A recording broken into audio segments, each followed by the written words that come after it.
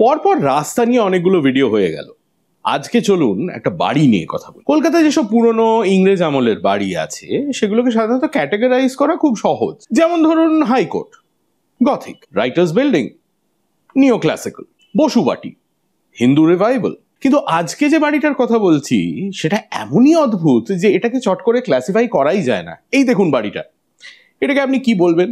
সামনেটা গোল, দুদিকে দুটো গম্বুজ রয়েছে, অথচ জানলাগুলো কেমন একটা 1940s মার্কা দেখতে না?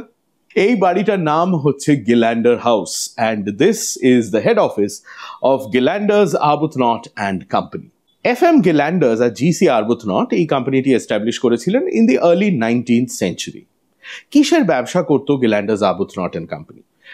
ওয়েল, তখনকার দিনে এই ধরনের ব্রিটিশ ফার্মস কিন্তু একাধিক জিনিসের ব্যবসায় ইনভলভ থাকতো।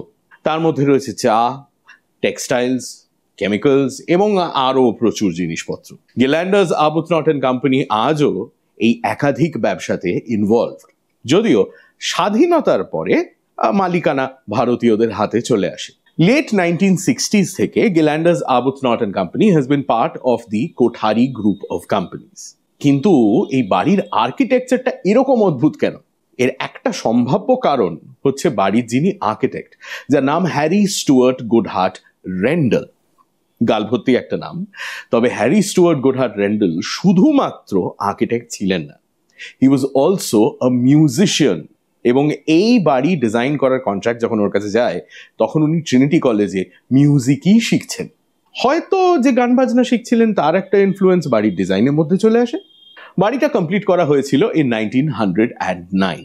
It's still an active office building. Gillanders Arbuthnot and কোম্পানির অফিস এখনো এখানেই রয়েছে, কাজেই বাড়ির মেনটেন্যান্স আপনি দেখতেই পাচ্ছেন খুব একটা খারাপ নয়। বাড়িটা যদি একটু কাছে যান তাহলে নানান রকম জন্তু জানোয়ার আপনি বাড়ির নানান জায়গায় দেখতে পাবেন, যেমন ধরুন এই হাতিটা দেখতে পাবেন। তবে সব থেকে রিমার্কেবল হচ্ছে গিল্যান্ডার হাউসের এই কাস্ট আয়রন এর গেট, আর সেই কাস্ট আয়রনের গেটের ওপর এই সিংহর মাথা। So that's the story of Gillander House. কলকাতার পুরনো বাড়ির ব্যাপারে, কলকাতার ইতিহাসের ব্যাপারে, কলকাতার নানা রাস্তার ব্যাপারে আপনি আরো কি জানতে চান জানান আমায় কমেন্টসে, আর ফলো করুন ইনস্টাগ্রামে, আর সাবস্ক্রাইব করুন ইউটিউবে টু হাফ প্যান্ট হিস্ট্রি।